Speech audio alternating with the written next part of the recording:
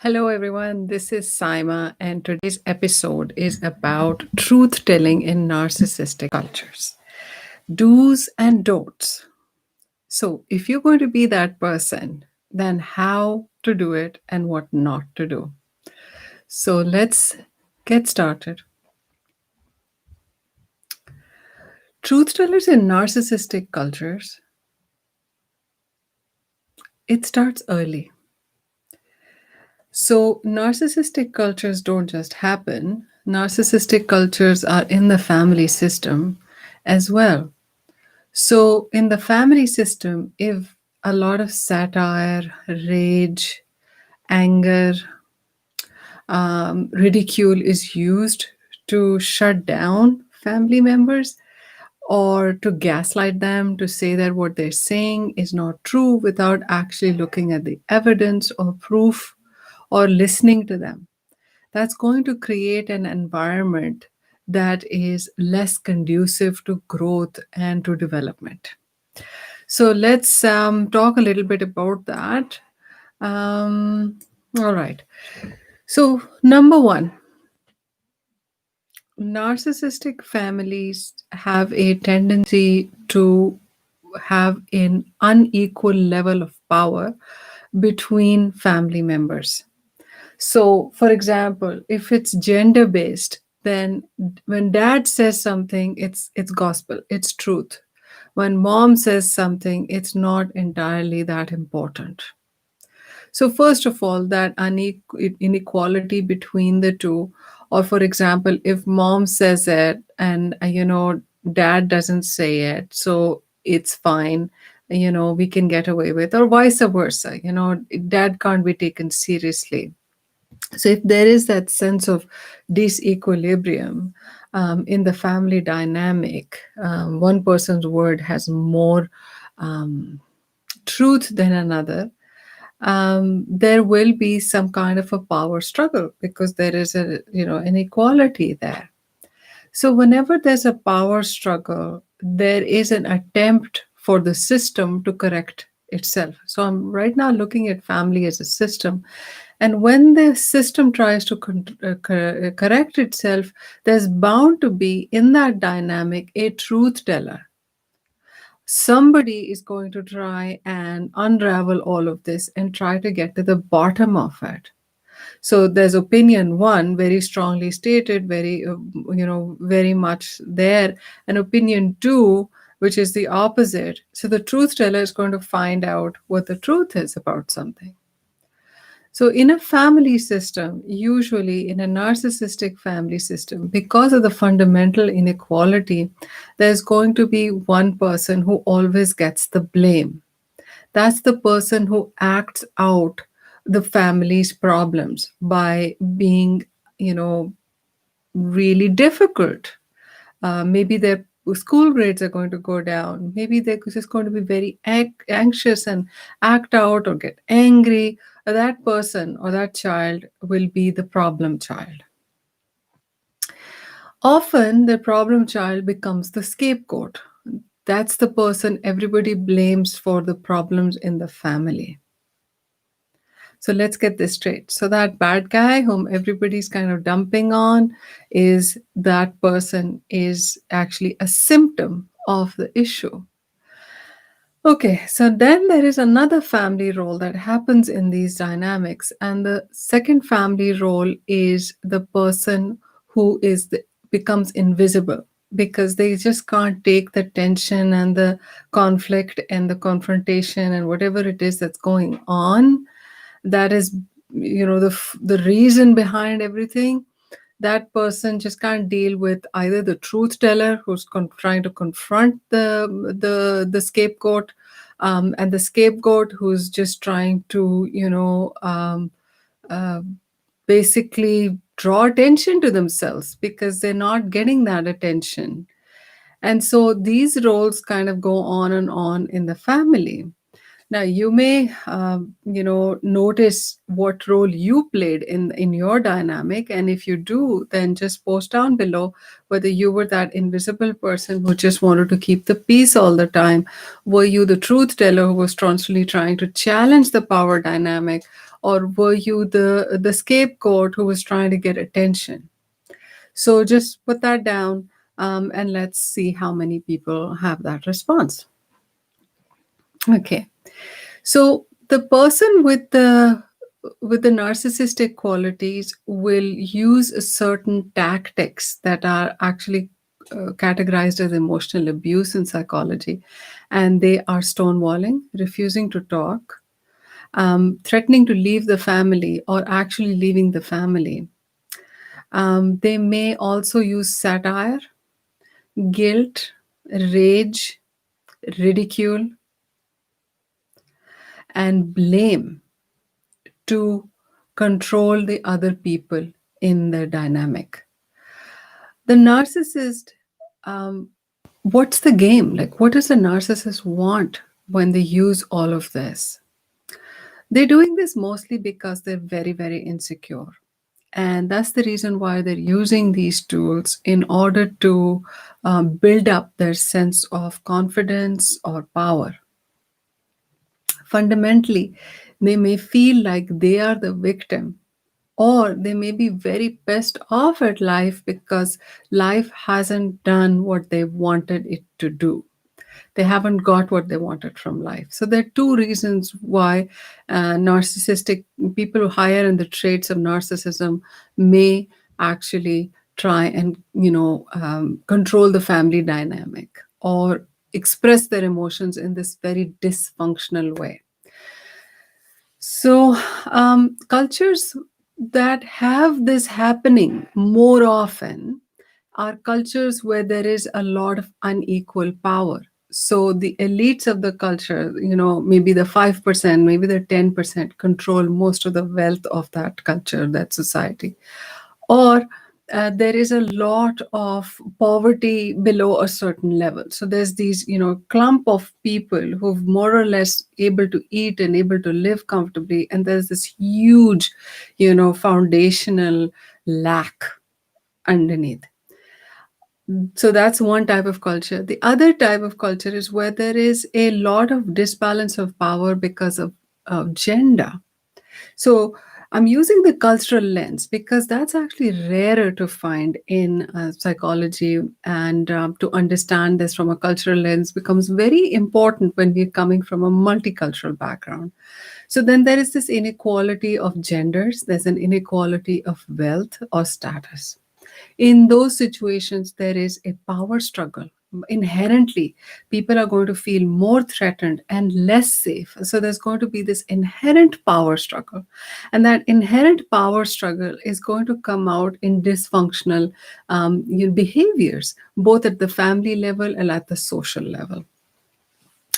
So at the family level, I've already identified a few patterns. But here's the other interesting stuff that's also going to happen. There's going to be a competition, a one-upmanship based on racial, ethnicity, class, and status. And that's just going to be sort of, the foundation of that culture. There is a continuous sense of competition about who you know or what you look like. So that's another characteristic of cultures where there is an inequality of power.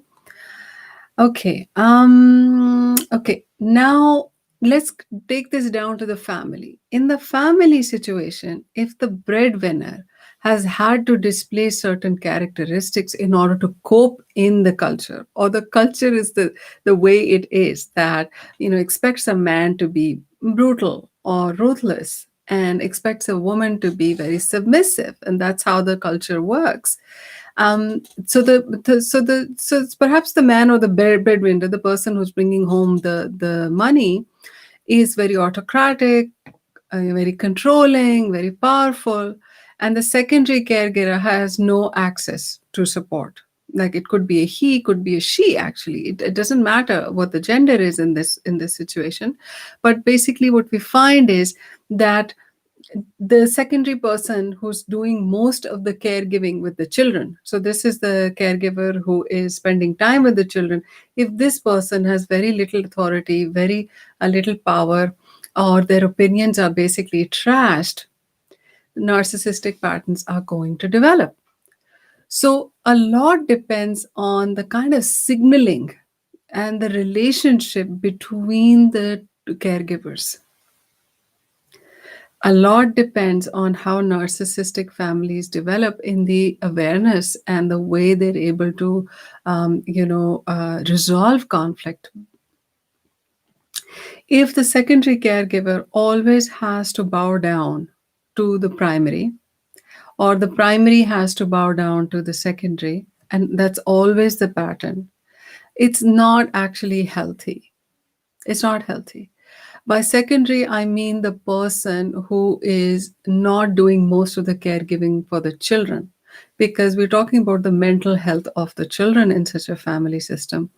If that secondary person is, always sort of fighting for power, or doesn't have power, does feels deeply that they don't have power, and they're always trying to bring down the primary caregiver, or vice versa, the primary caregiver, the person who is actually bringing home the money, is constantly pulling down the secondary, or they have this kind of, confrontational or simmering sort of conflict between them all the time. This is going to create issues, likely to create issues amongst the children, because of the lack of equality. And why is that a problem? Is because people can't express their feelings. And usually problems develop when people can't express their feelings. If they are able to express their feelings and they're able to find some control in that, it's usually not so concerning, it, and may not lead to a lot of problems later on in life, because there was some way that there was accountability, and blame shifting couldn't, thrive in that situation. There's some equality, there's some level playing field, there's some accountability for behaviors. And so those kinds of families, they are authoritative in the sense that there is genuine feedback given to children, so there's discipline, but there's also a lot of love and care and attention at an emotional level. So those are ideally what we would want to strike for, but in dysfunctional family systems, it's actually not possible to strive for that, because of the inequality that happens when narcissistic people are in relationships. Okay, so narcissistic people always want to show off that they are better or smarter, or in some way more important, or that they matter more than the other person. And so that's the sort of stuff that can really be triggering for their partners over time. The idea is, you can't tell me what to do. I'm not going to listen to you, because if you tell me what to do, I am going to use abuse, some form of emotional abuse, or some form of withholding, bullying, stonewalling, or sabotaging you in other ways. Once, if I find out that you want to do something, or you have a goal, I'm just going to make sure it doesn't happen. I'm just not going to support you.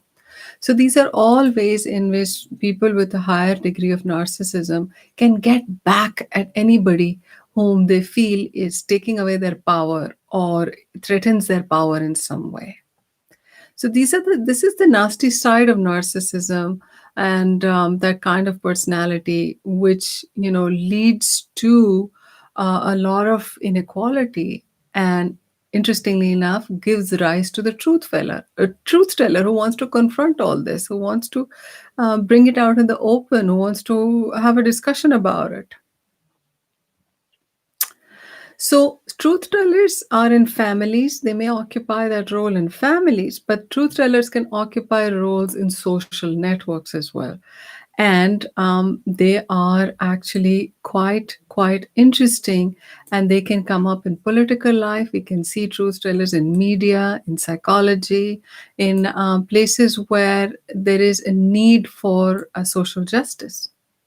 So do you see yourself as a truth teller? If you do, please post below in the comments. If you are yourself don't think that you're a truth teller, then post if you know a truth teller in society, in your family, or in your social network, in your educational networks.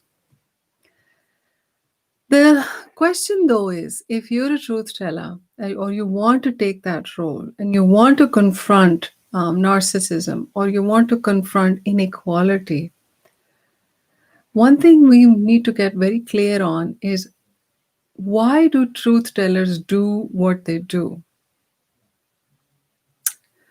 So let's talk about in general. What why do they call out the bully? Why are they strongly compelled to do that? And whether you pick on a truth teller in politics, regardless of whether they're right or wrong, but the kind of role that they occupy of confronting, of challenging the norm, why do they do this? Do you think deep down they want the power that the narcissist has? Just post in the comments below. Do you think they want the power that the narcissist has, or the power that, say, people who are wealthy or people who are of a certain gender enjoy in their culture? Or could it be that they are driven by wanting to be happier and safer? So, are they doing this because they want justice? They want to see a happier world, a more just and equitable world? Or maybe they just want to acknowledge that how they feel being around somebody who uses negativity and negative behaviors. So, what do you think are the reasons or the motivations for truth tellers to behave the way they do? And so, just post down in the comments. And you, as a person, how comfortable do you feel around people who are truth tellers? How comfortable do you feel around people who are scapegoated as that bad guy, and people don't want to talk to that person when they enter the room? How comfortable do you feel around that? How comfortable do you feel around people who generally have their own opinion? They're very withdrawn, they don't really share what they feel, and they're just nice and pleasant to everybody. Just post down what your personal preferences are when it comes to meeting people or being a part of a network. So, okay, so now,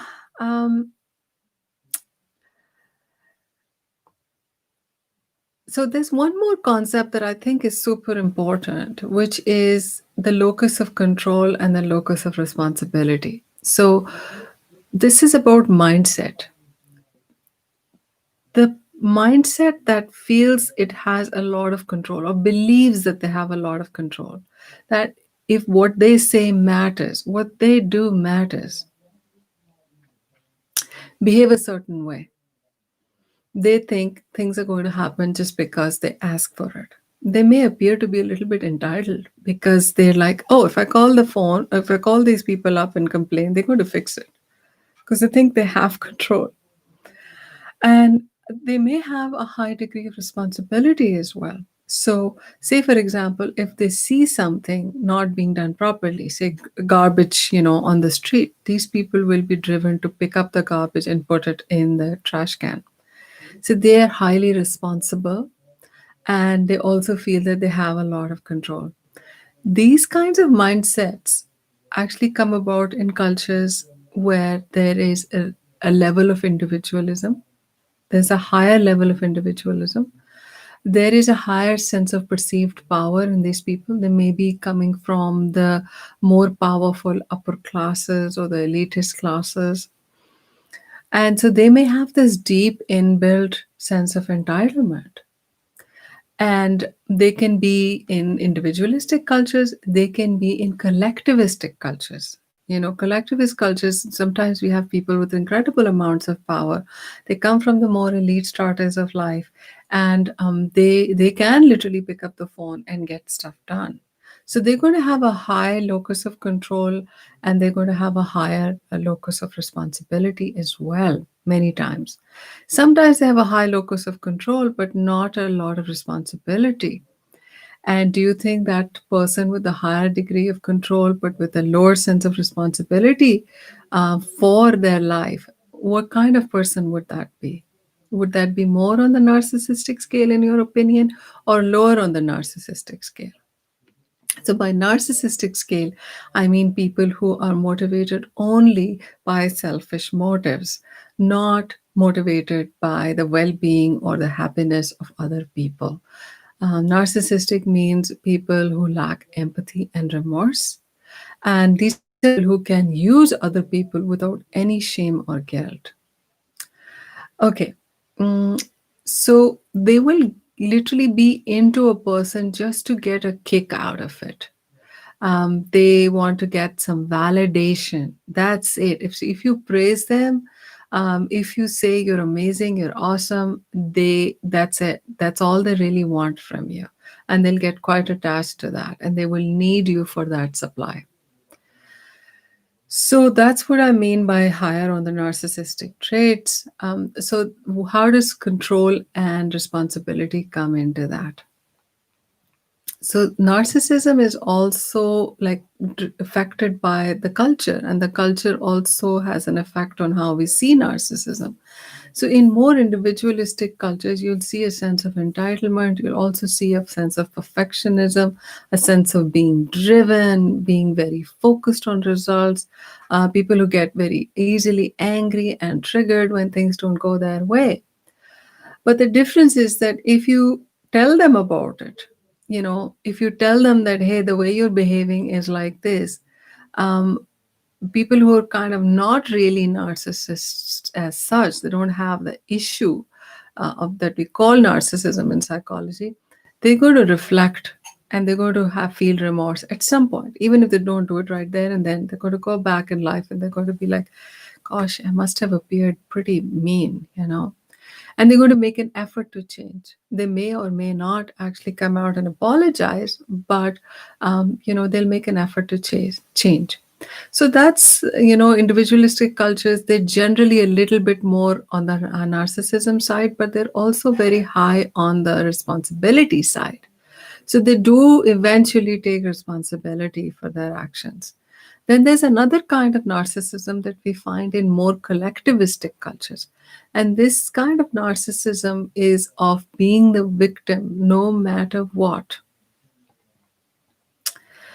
So these are covert narcissists, and they also have a high degree of codependency.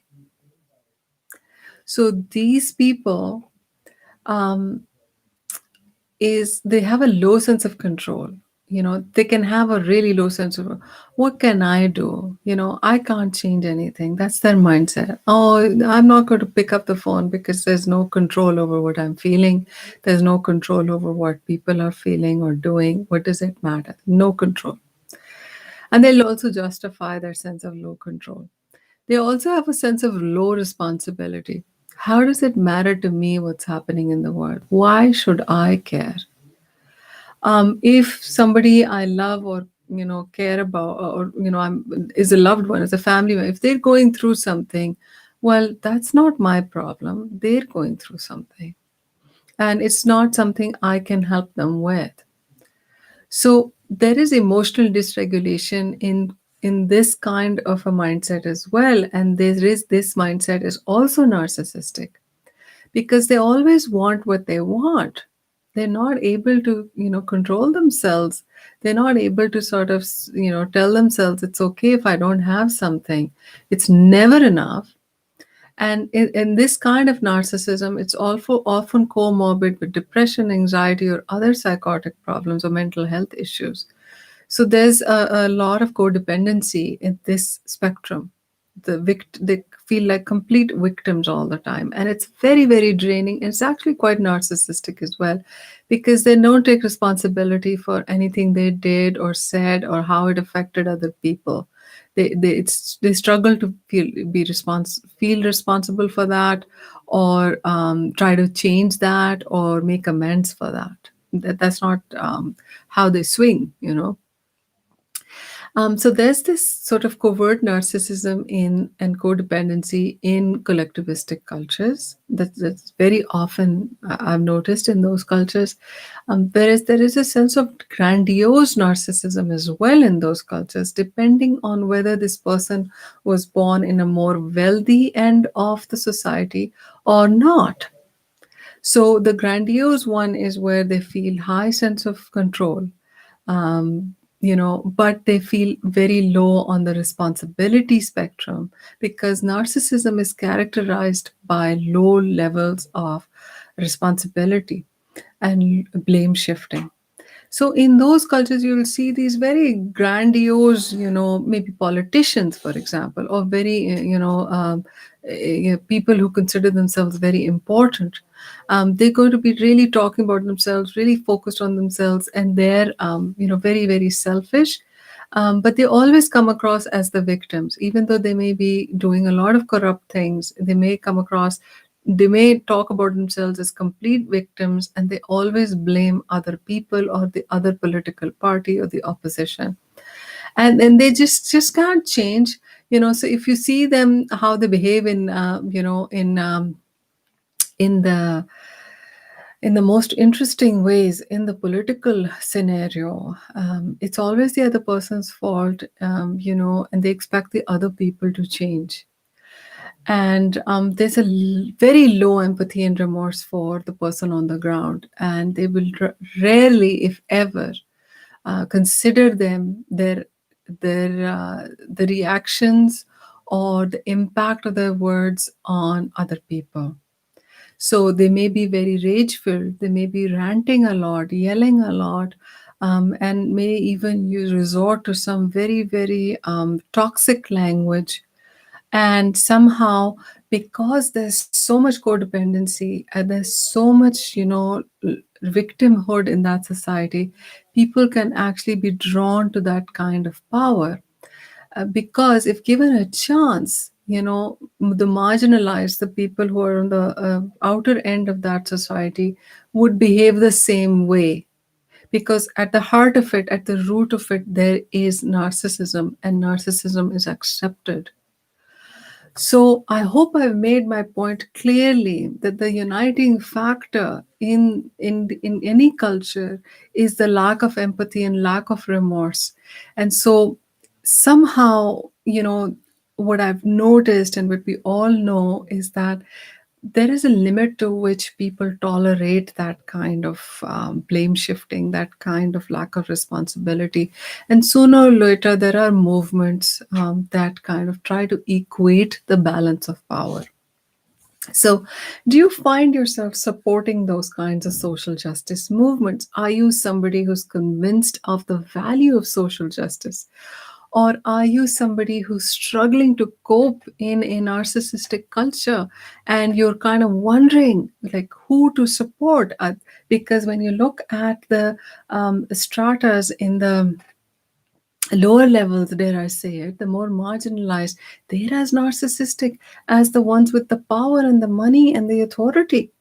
So you're like, who do I support? Where do I go? Who are my people? If you're that person who's wondering who are your people, where do you belong? Who's your tribe? Then you've come to the right place, because this is a community mostly of people like yourself who are truth tellers, who want to do something good for the world and themselves. And they want to be good human beings. And that's something that unites us and that brings us to doing something about our mental health. So I hope to hear from you in the comments. I'd love to, if you could subscribe to the channel if you found this information useful, and also to, pass it along. I'm building up this channel on YouTube, but I can't do this alone. I need you. And I hope that together we can make a difference, a real difference in how we live on this planet. Okay, now the next part, do's and don'ts if you happen to be a truth teller. Okay. Number one, find other people like you. If you don't find other people like you, you're going to feel very, very pressured to become either become a narcissist yourself or become a martyr, somebody who takes narcissism, who accepts it, who complies with it, who kind of covers it up and just lives with it in frustration. So, finding other people means that you can at least talk about this issue. And now, with this global world that we live in, the village that we are in, we can reach out and find forums. We can find interesting conversations happening on YouTube. There's Dr. Ramani who talks about the issue. There is on Reddit. There are lots of forums for narcissism and coping with that. There's the Soul Sisters, where people who are going through various forms of abuse can talk and express their story. Now, what's the point of truth telling? You're going to ask me. Like, what's it going to do? Is anybody going to celebrate that I spoke the truth? What's the outcome? You know, and that's a question coming from people who really don't feel safe. Speaking the truth. I think, speaking for myself, because I can't speak for you on this, that's a decision that you're going to make in your life. Speaking for myself as being that person who told the truth versus being that person who covered it up and put a smile on it and just pretended, everything was okay. It's lonely. It's lonely to be that person who speaks the truth. It's lonely to be that person who thinks. It's lonely to be that person who reflects on one's own behavior and wants to grow. But it's far better than being oppressed and not having the words to even talk about the oppression. It's far, far better to be this person who can at least calm themselves down than so triggered, so agitated, so mentally destroyed that one is not even able to express the feelings or even take accountability for the emotions. So being so dysregulated. So honestly, I think the truth telling actually helps us regulate our emotions and regulates the nervous system. So I think it's healthier for the body and the mind, for our mental health, to be truth tellers than not.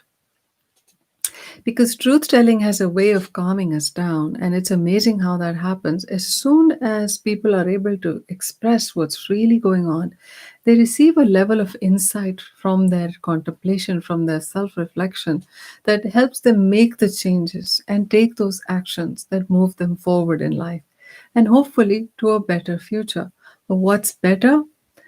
Better means what you're living in the moment. Better is not about an outcome or an award or something like that. Better is just about being yourself, having the opportunity and the space to be yourself. So that's why I think truth tellers tell the truth. However, the don'ts of truth telling. So those are the do's. Like, do tell the truth. Do know it for yourself, even if you don't want to, kind of take it up in society or in your family system. You don't have to, but just to know it for yourself can be very, very healthy. Well, what's the don't? The don't of truth telling, number one would be to pick the right place. Truth telling all over the place is probably not a smart thing to do. I can't say that I've been the wisest person with truth telling when it comes to that or expressing my feelings. Um, but I can say that I learned, when and where to do it. Second, don't for truth telling is truth telling is far more complex than being right or wrong. To kind of take the time to really understand what truth telling is. To be able to tell the truth, we have to be ready to listen to the other person's truth as well. So, say somebody is very convinced about their political opinion and they share it with someone. They also need to allow the other person to express their own political opinion without taking it personally, without thinking that the other person hates them or is a bad person for because they don't agree with you. So that's the number one thing, that it's only truth if it's truth for both people or several or all the people in that situation. So when you're telling, be open to the opposite viewpoint as well. However, your truth is your truth. It's your personal truth. It is as valid as anyone else who disagrees with you. So stop looking for validation of your truth. Really trust what you're actually feeling and observing. You may not get validation from people who are steeped in a culture where they haven't had the opportunity to explore or gain the insight that you have. You may also disagree with people whose position in life or benefits from, being in that culture are substantially different from yours. They cannot stand in your shoes and see your truth for you. But for truth telling to be conducive and helpful, empathy is the most important characteristic. Doesn't matter whichever culture you grow up in, whichever culture you relate with, empathy is the key to any conversation relating to truth. So, on your journey, I wish you the best and I look forward to seeing you another time. Bye now.